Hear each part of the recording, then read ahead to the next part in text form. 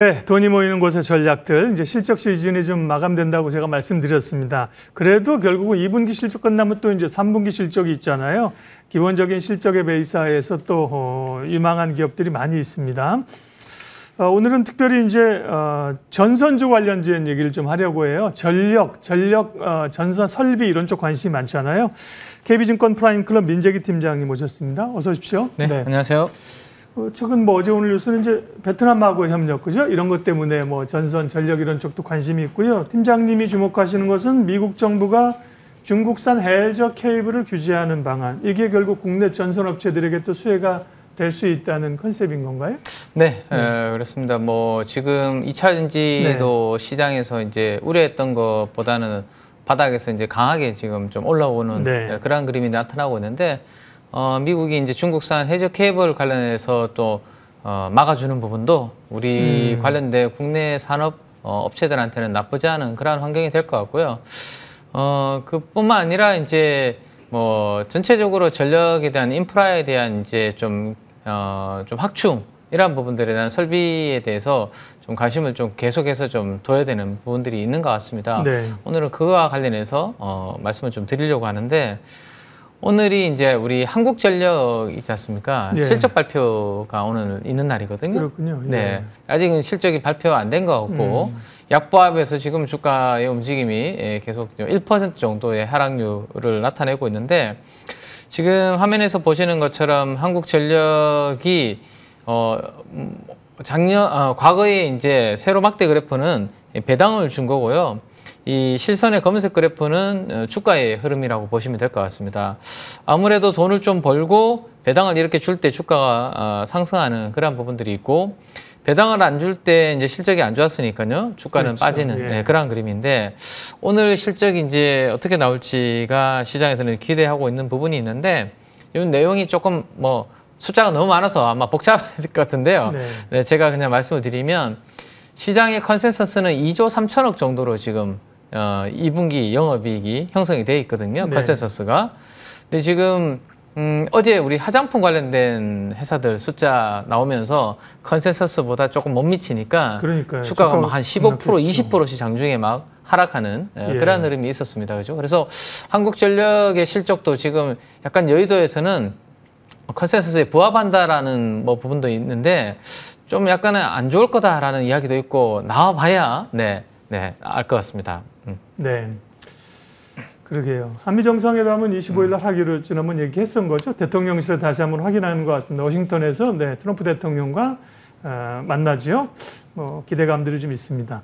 네, 한년 얘기했는데요. 그럼 어쨌든 간에 오늘 이제 전력 전선 쪽 이렇게 얘기하는 것들은 한전하고 연결된 겁니까? 아니면 전체적인 이제 분위기를 설명하려고 말씀하신 겁니까? 한전하고 연결이 돼 있다라고 보시면 될 것 같고, 지금 화면 아래 나가는 속보도 저는 연결이 좀 되지 않을까 생각이 되거든요. 왜냐하면 이제 한미 정상회담에서 다룰 공통 이제 의제 중에 하나가 저는 원전에 대한 협력도 있지 않을까라는 생각을 조심스럽게 하고 있습니다. 우리가 이제 조선은 마스가를 중심으로 이제 많이 부각이 됐는데, 트럼프 대통령은 어떻게든지 이제 전력에 대한 안정적인 공급을 원하고 값싼 전력을 원합니다. 그래서 원전을 앞으로 많이 짓겠다라는 이야기를 공공연히 하고 있지 않습니까? 근데 그것을 짓기 위해서는 자체적으로 하기는 쉽지 않거든요. 네, 미국은 한 20, 30년 동안 원전에 대한 건설을 거의 스탑을 한 상황이고, 관련된 이제 주기기, 보조기기 같은 부분들도 본인들이 스스로 해결하기에는 쉽지 않은 그러한 구조입니다. 그러면 결국에는 우리처럼 우리 창원 쪽의 지역에 이제 우리 원전 관련된 밸류체인이 잘 형성이 되어 있는데, 싸게 조금 그다음에 공사 기간도 상대적으로 좀 짧게 만들어질 수 있는 우리나라와 협력하는 그러한 부분들이 이루어질 것 같고요. 그래서 한국전력은 이런 부분들에 대한 모멘텀도 좀 있는데, 만약에 한국전력이 이제 본격적으로 실적이 올해 하반기부터 서서히 조금 나와준다라는 가정하에 한전이 투자를 이제 해야 되지 않습니까? 노후화된 이제 전력망이라든지 지금 정부에서 하려고 하는 것들이 이제 지역의 분산 관련된 이 전력 공급원도 만들려고 그렇게 하고 있는데, 문제는 이제 AI 시대에 전력에 대한 수요가 아주 크게 지금 올라오는 그런 부분들입니다. 그래서 요 키워드를 좀 기억을 해두시면 좋을 것 같아요.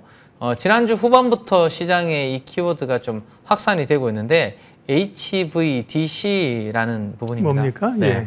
이 H가 하이고요. 그러니까 초고압입니다. 그리고 DC는 직류 송전이라고 생각하시면 될 것 같아요. 이게 교류 송전이 아니라 직류 송전인데요.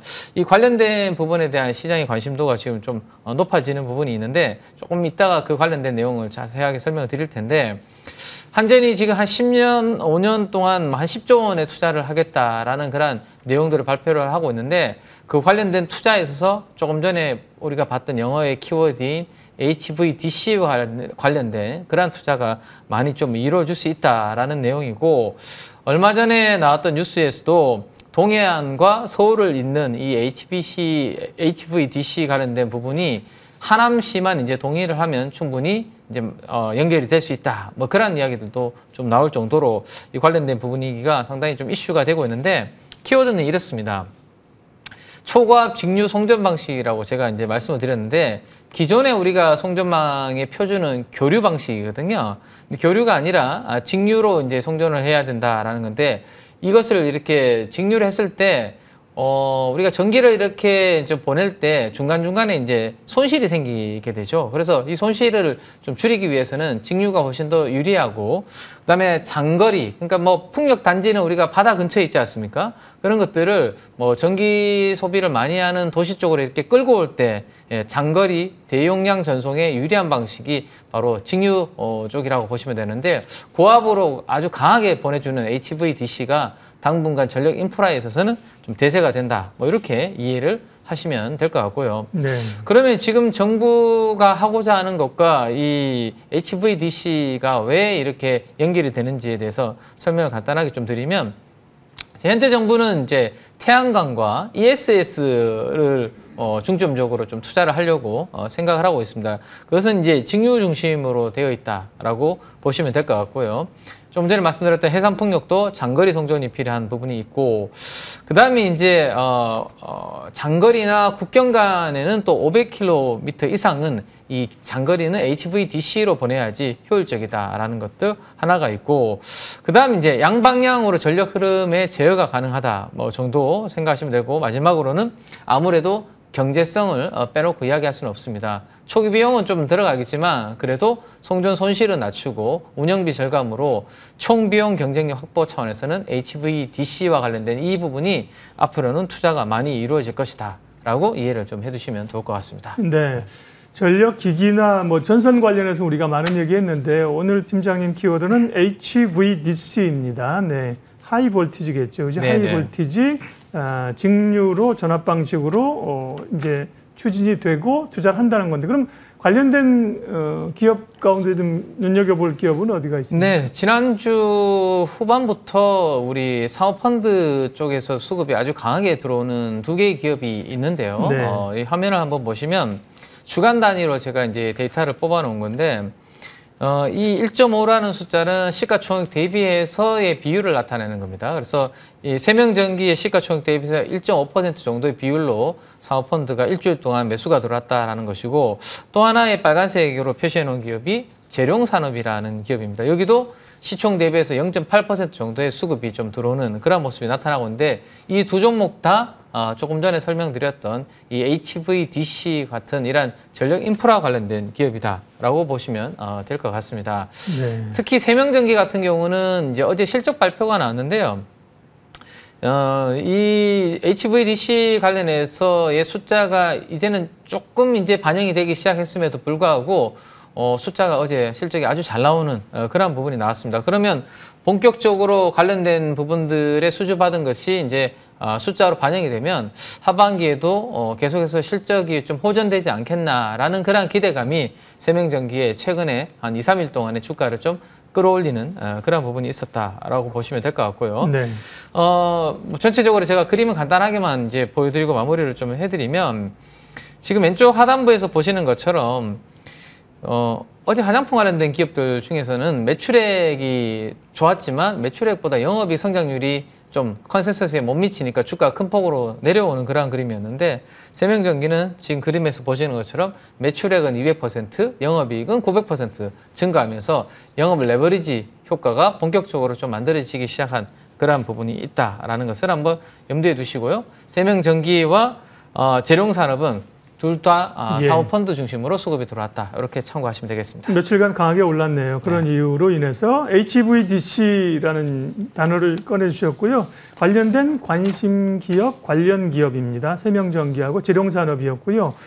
오늘 관심주 준비하신 거 볼 텐데 오늘 말씀하신 그런 전력 전선 방식 내용과 관련이 있습니까? 네, 뭐 오늘 관심 종목도 전력과 관련된 이제 기업인데요.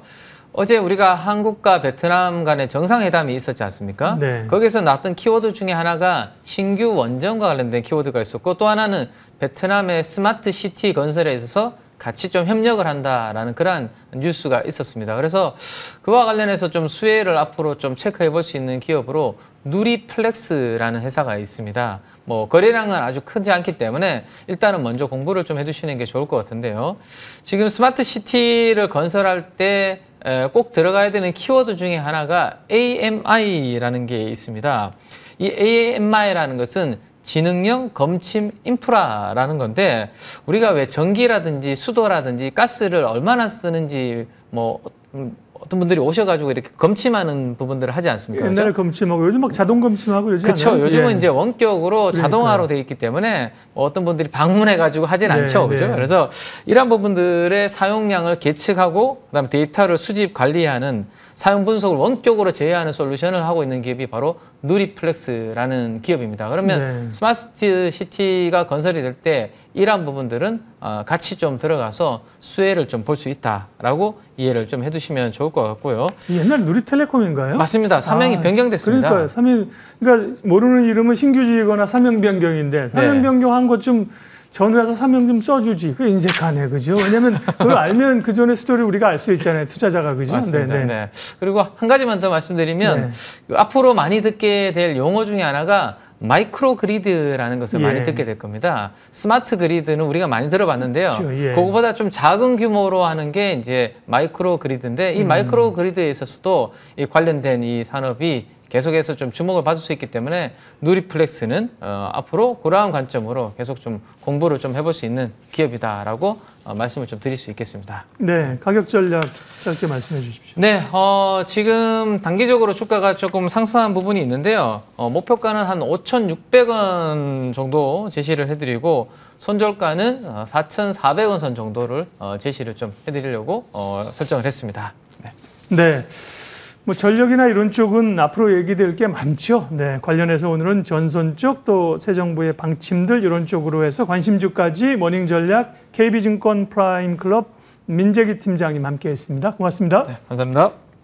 지수를 한번 확인했으면 좋겠습니다. 코스피는 3,234, 28포인트이군요. 코스닥은 6포인트, 0.802, 한 1포인트 조금 못 미치는 흐름들로 가고 있습니다. 투자 주체별 움직임도 한번 보여주실 수 있으세요? 네. 외국인들이 보면 팔지는 않습니다. 그죠? 예. 팔지는 않는 흐름들이고 오늘도 외국인이 기관보다도 조금 더 적극적으로 선물도 사고요. 매수하면서 시장을 올려주는 요인이네요. 네. 시장 공감태는 오늘 여기까지 하겠습니다. 오늘도 좋은 결정하십시오. 고맙습니다.